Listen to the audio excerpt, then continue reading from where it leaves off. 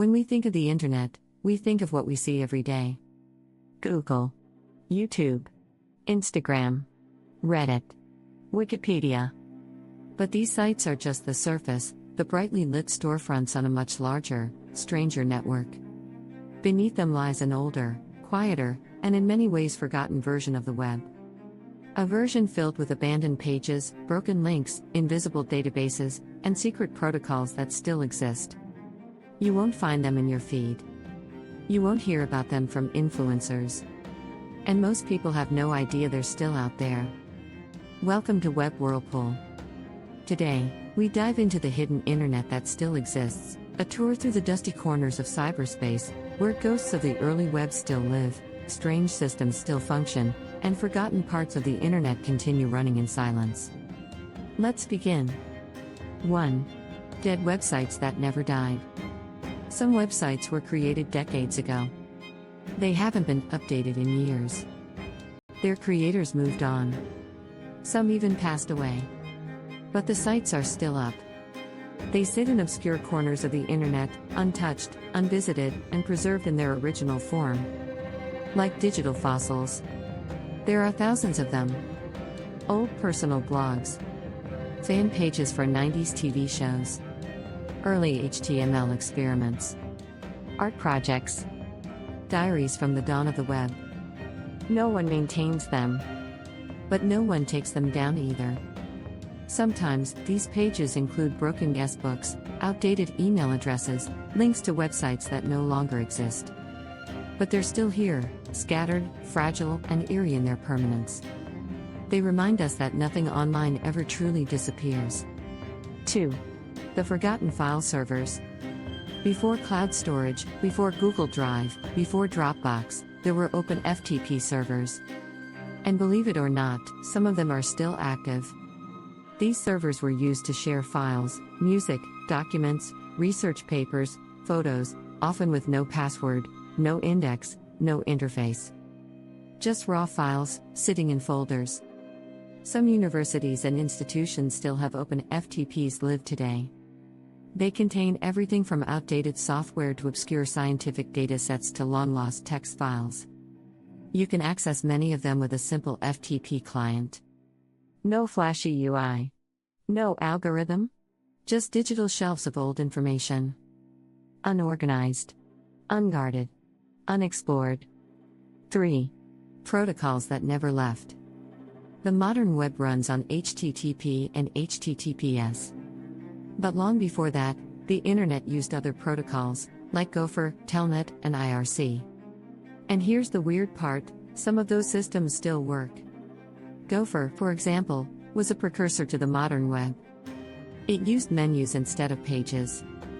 There are still Gopher servers online today, running text-only libraries, discussion boards, and archives. You can access them with the right browser or through emulators. They're like visiting an alien version of the internet. No images. No autoplay videos. Just information, neatly stacked in menus. They were never shut down. They were just forgotten. 4. Invisible databases crawling in the background. There are parts of the internet that are invisible to search engines. They don't show up on Google. They aren't linked to from public websites. They don't allow crawling. This is part of what's called the deep web, not to be confused with the dark web.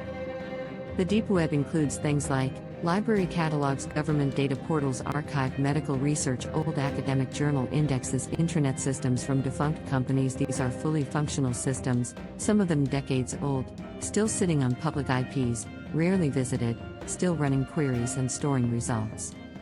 Most people never access them. But they exist. Quietly. Continuously. And sometimes, they contain strange or forgotten knowledge that never made it to the surface. 5. Abandoned forums with living threads.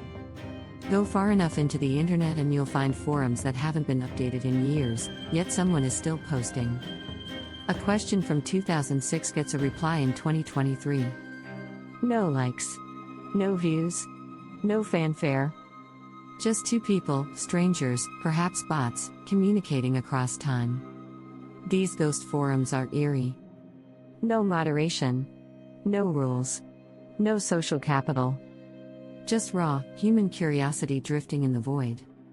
Sometimes, they're on obscure domains. Sometimes, they've been orphaned from larger sites. And sometimes, they're still connected to users who've long disappeared from the web. A username. A post. A last login date. Frozen in place. It's the digital equivalent of finding a flickering light in an abandoned building. 6.